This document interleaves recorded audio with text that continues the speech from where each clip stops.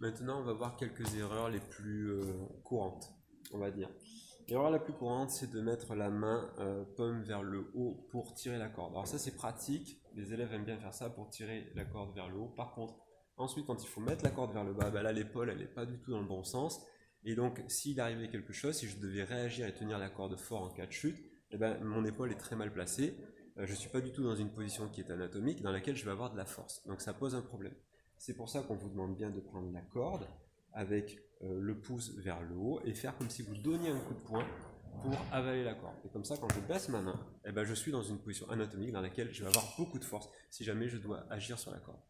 La deuxième erreur couramment faite par les élèves, c'est de faire leur changement de main alors que la corde est encore en haut et ils ne la baissent qu'après.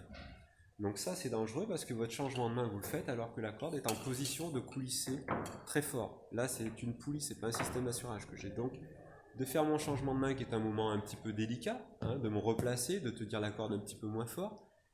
Si je le fais avec la corde en haut, ça pose un problème de sécurité. Donc, il faut bien faire son changement de main après que la corde ait été mise vers le bas. Là, elle est en sécurité, ça bloque. Je fais mon changement de main à ce moment-là. Dans le même registre, une autre erreur est de mettre les deux brins l'un à côté de l'autre et de tenir les deux cordes avec sa main gauche pour rapprocher sa main. Alors ça c'est faux aussi, pour la même raison, c'est que dans cette position, la corde, elle coulisse beaucoup. Si mon grimpeur chute à ce moment-là, je ne pourrai pas la retenir. La corde va brûler ma main, je vais lâcher sous l'effet de la douleur et je vais tout lâcher et ça va créer un accident.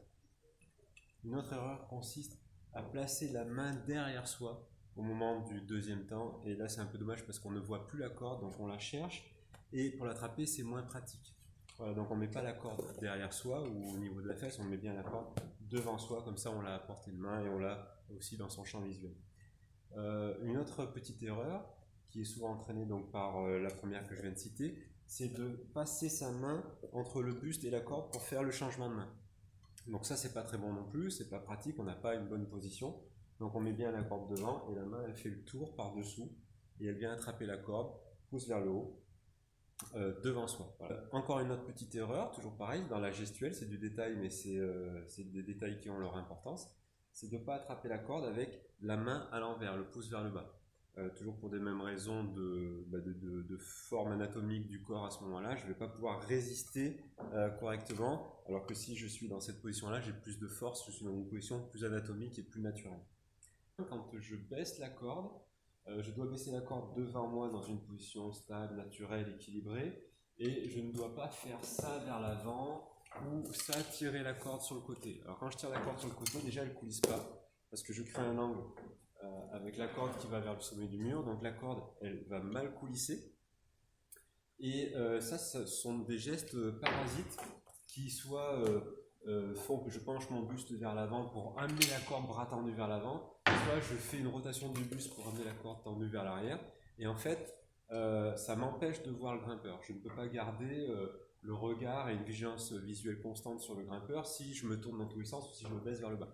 Donc mon bras il doit bien faire coulisser la corde parallèlement à l'autre pour qu'elle coulisse le plus facilement possible. Et je me baisse devant moi en gardant le contact visuel avec mon grimpeur. Okay. Alors une autre erreur aussi, c'est de garder la main en l'air quand on ne fait rien. Quand je ne fais rien, quand je ne suis pas en train d'avaler la corde et que mon grimpeur est en train de grimper vers le haut, je dois avoir ma main vers le bas. Je ne dois pas garder ma main en l'air puisque là je mets la corde dans une position dans laquelle elle coulisse librement dans le système d'assurage. Le système d'assurage est une poulie, il n'est plus un frein pour la corde. Donc je dois, si mon grimpeur ne fait rien, dans une position d'attente ou de recherche de prise pour lui ou de réflexion, de prise d'information, je dois toujours avoir la main vers le bas.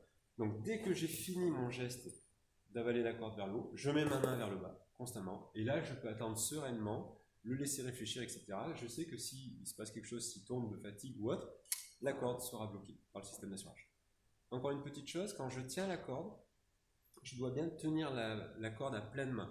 C'est-à-dire qu'il faut que mon pouce fasse le tour de la corde de manière à ce que ma corde ne puisse pas s'échapper de ma main à tout moment. Donc quand je fais mes changements de main, quand je rattrape la corde, quand je fais mes changements de main, voilà, quand je rattrape la corde, il faut bien que mon pouce soit autour. Je ne peux pas me permettre, comme on peut le voir parfois, de tenir la corde simplement coincée entre les 4 doigts et la paume de la main, ça ne suffit pas. Si là il y avait une traction forte sur la corde, elle pourrait s'échapper de ma main. Donc il faut bien que le pouce verrouille la corde à l'intérieur de ma main. Et donc à chaque fois, je prends ma corde à pleine main. Voilà, à tout moment. Ok. Voilà, et je vais finir donc cette petite vidéo sur les petites erreurs, sur le placement de l'assureur. Donc l'assureur, il doit bien être sur les tapis bleus, à peu près au milieu de ceux-ci, au milieu des tapis bleus, c'est-à-dire à peu près 1,25 m, 1,50 m de mur. Il ne doit pas être à l'extérieur des tapis. Proche du mur, ça pose moins de problèmes, mais le regard sur le grimpeur est moins évident, on est obligé de plus relever la tête. Donc au milieu des tapis, c'est très bien. Et on doit être dans une position qui soit stable. Je ne dois pas être dans une position les jambes croisées ou dans une position instable ou le corps un peu vers l'avant. Voilà, il faut que je sois dans une position dans laquelle je vais résister un petit peu au poids de mon grimpeur. Je vais faire contre-poids. Position stable et équilibrée.